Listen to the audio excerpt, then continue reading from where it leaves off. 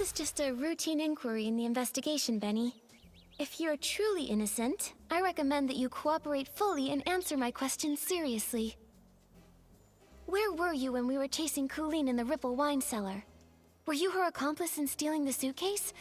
If you have nothing to hide, why were you in such a hurry to pack and escape? I had no idea you were chasing Coolyn. How would I even know where I was at the time? As for stealing the suitcase, wasn't that after I was knocked out? I was hit by that jittery, patchy Pieceys as soon as I arrived. How could I have had time to steal anything?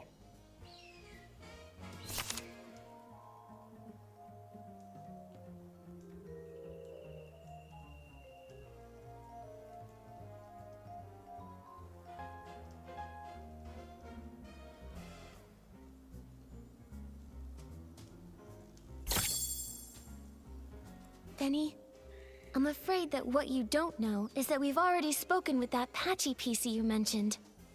What? That's Miss Scarlet has finally regained her senses. She's not some evil Piecey like you tried to frame her as. In fact, it's the opposite. You're the suspect, and that's why she's been chasing you all along. According to her testimony, your alibi doesn't hold up. In truth, all that evidence was a lie you and Coolyn came up with, wasn't it?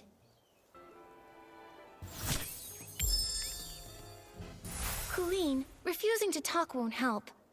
Since you had the guts to steal Madame Julie's suitcase, you should have been prepared for the truth to eventually reveal itself. Since things have progressed this far, you might as well cooperate and tell us your reasoning for stealing the suitcase. You're so gentle with the birds, so why stay loyal to a cruel organization like Threadstar? Steal a suitcase? Nonsense. You were chasing me so fiercely that I got scared and hid for my own safety, that's all. I didn't steal anything.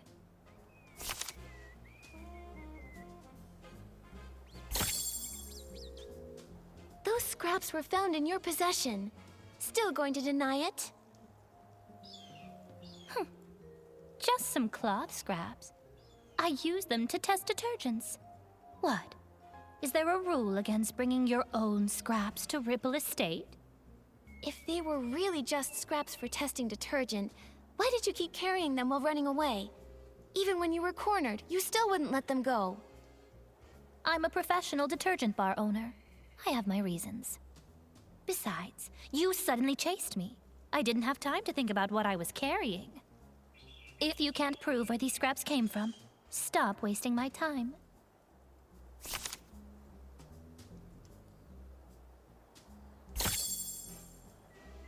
Coolyn, does this piece look familiar? We found it near Madame Julie's suitcase at Golden Fields, the one you didn't manage to take. If we compare this piece with the scraps we found on you, it will prove they're the same fabric. Or do you need to see a lab report before you'll admit it? I actually left a piece behind. Looks like you just admitted to being the suitcase thief. Now, one more question. Benny was your accomplice, wasn't he? His so-called coma was just your cover. He was never attacked at all, was he? And what does it matter if I am the suitcase thief? Give it up. I'll never tell you anything else. As for Benny, I'd never seen him before I came here, and I'd never bother faking evidence for him.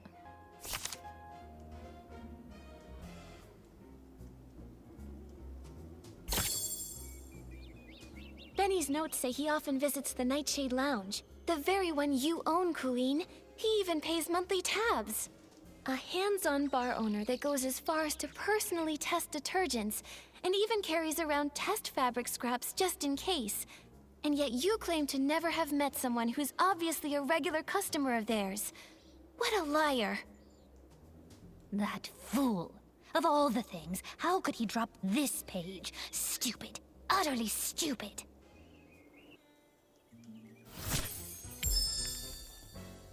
Benny, we have one final question. If you can answer it honestly, then maybe you can go home sooner. Please describe your experience of being attacked and knocked out, and when Coolyn and Pommy found you. What was the weather like that day? What scent of detergent did the fermentation zone smell like? What condition were you in? Oh, questions. Why so many questions? I already told you. I arrived that very morning when the Dawn's first light incident happened. It was still dark when I reached the estate. I got lost for a while before I found the fermentation zone, and then ran into that sneaky Piecey. As for the weather, it was pitch dark. Who knows what the weather was like? The scent? Probably something like wool fruit. I was really tired at the time. I just wanted to ask for directions.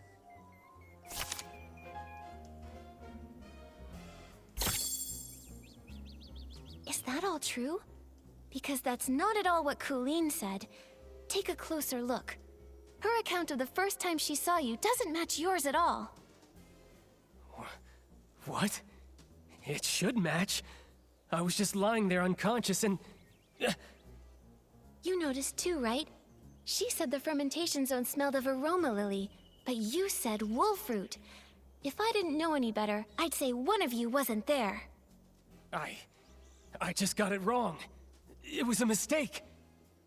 Benny, don't you think it's a bit too late to change your story and say the scent was aroma lily? Aroma lily's smell is so distinct. No one would believe your side of the story now. The fermentation zone always starts releasing the scent of that day's ingredients after 3 a.m., but you and Coolyn described completely different smells. If you're not lying, then how do you explain that? No, I just made a mistake. I didn't... No, I never smelled anything. You pressured me into saying something, so I just blurted it out. Wait, I remember. I remember now. It wasn't past 3 a.m. when I arrived. I got to the abandoned district by 2 a.m., so I wasn't lost that long. I wandered a bit after that, of course, but not for long. Then I saw that crazy Pieceys pocket watch. It read 2:30.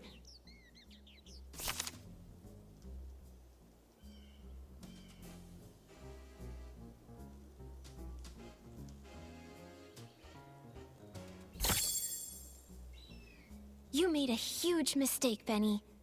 You keep trying to frame Ms. Scarlet, but you don't know her story, or the spirit and the sheer willpower behind her pursuit. That pocket watch was broken from the start. It's forever stuck at 11:18, the time Ms. Scarlet lost her daughter. Broken?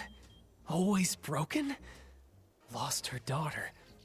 No, I don't understand.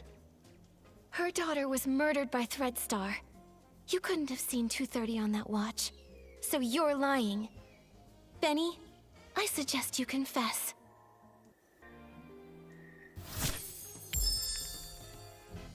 Liora, could you please describe again what happened nearby that day? Especially the part where you saw Squeaky and Belford. Not a problem. When I arrived here, Squeaky seemed already caught up in hallucinations, pressing juice with wild agitation. Belford was on the other side, transporting detergent but already unstable. I tried to help but felt dizzy and accidentally bumped into him, spilling the detergent. After that, I fully slipped into hallucinations and fought with an imaginary bullcat. Well, I think that was a mistaken vision of Belford. Later, I was startled by Mr. Leon's passionate performance. With Belford pacing around nervously, we both left the place. And fought with an imaginary bullcat. Well, Belford was on the other side, transporting detergent but already unstable. Got it.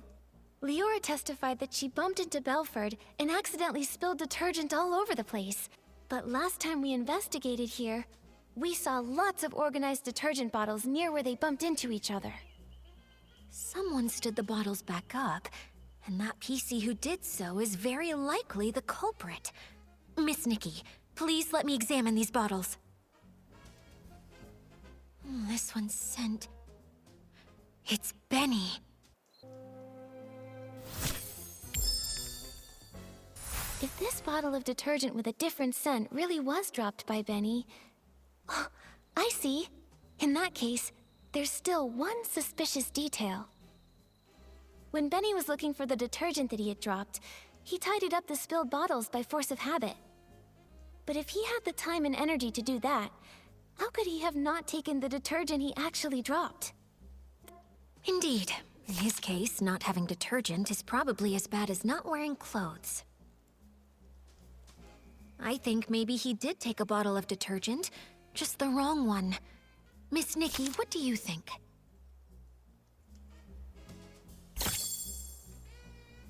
I remember Belford mentioned that the only detergent he's been transporting recently is the super duper palmed detergent.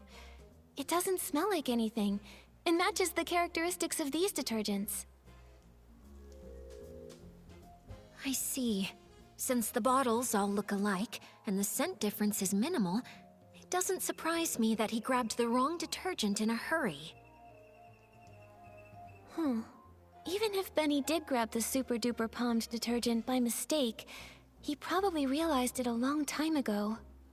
If he's already thrown away that bottle, we can't investigate further. Maybe we can find supporting evidence from other testimonies. Have other witnesses seen anyone with a distinctive appearance in their hallucinations? Like how I saw a sack with a big tear.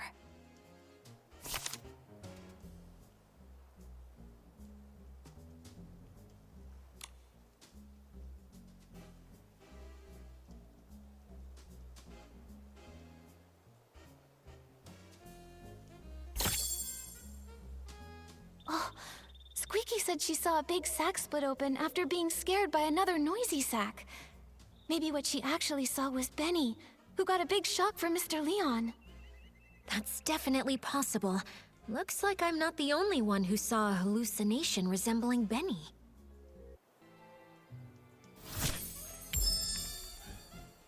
I think the key is right here. How can we prove that Benny made contact with Madame Julie's suitcase? To prove that, we need to find marks on the suitcase that only he could have left. Benny definitely washed his hands with the super-duper pumped detergent he grabbed by mistake, but this detergent doesn't have any distinctive scent. Besides the scent, what kind of flaw could super-duper palmed possibly cause?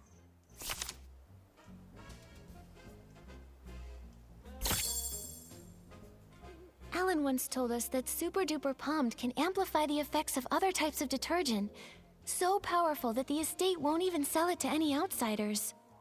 That's especially true when it's combined with One Breath Bliss and One Wash Fresh detergents. Turns out, this detergent can create so many effects. Maybe that's the key to spotting the flaw. Benny did. To prove that, we need to find marks on the suitcase that only he could have left. Madame Julie's suitcase is covered in dirt and scuff marks. If Madame Julie saw it, she'd be upset for sure. But she carefully picked the fabric for this suitcase. It shouldn't be this fragile. So that's it. Madame Julie's suitcase has always been maintained with One Wash Fresh, and that detergent has deeply soaked into the fabric. That's why Gordon could make a special tracking reagent to help us find the suitcase. But when One Wash Fresh is mixed with super duper palmed, it becomes a detergent with cleaning power that's too strong. The marks on the suitcase aren't from wear, but damage caused by washing. Oh, during the theft, the suitcase was covered in dirt, and Benny washed it with the detergent he had on hand, but the two detergents combined, damaging the fabric. Exactly. It's probably because he realized the fabric was getting damaged that Benny didn't dare keep cleaning. Otherwise, with his obsession for cleanliness, he wouldn't have tolerated so much dirt still on the suitcase. Liora, could you help think this through? With this evidence, is there any way he could still deny it? Considering Super Duper Palmed is not officially sold outside the estate, if he were desperate enough to fight back, maybe he would try to claim. The suitcase did travel with Madame. If he were desperate enough to fight back, maybe he would try to claim the marks were there before the theft? This is it. This is the photo Palmy took when the choo-choo train delivered Madame Julie's suitcase. Look, the suitcase looks perfect here. Those obvious wear marks must have appeared after this photo was taken. Miss Nikki, no, Detective Nikki, you did it.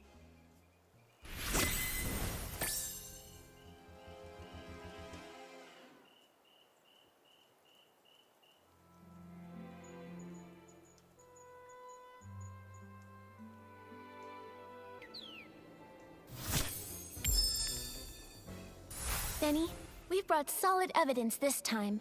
There's nowhere left to run. Tell us everything about Threadstar's plot. No way. You're just trying to trick me. You really think I'd believe you? How many times do I have to repeat myself? I've got nothing to do with Threadstar!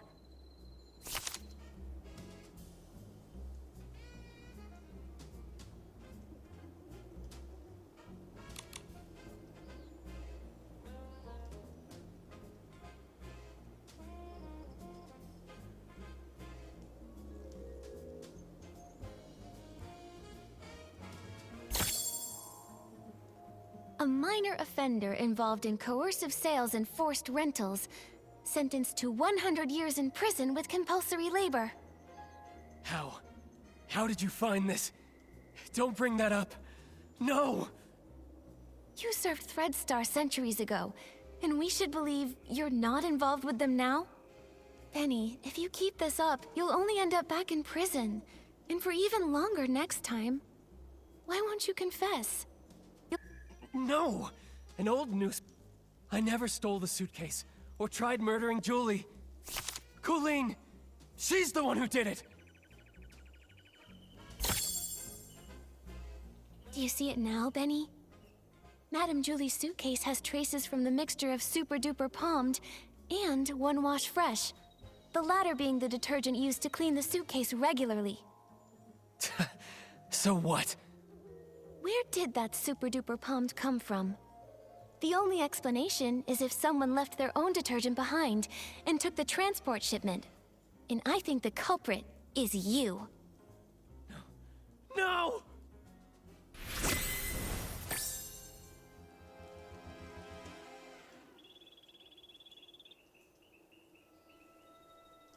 Actually, we've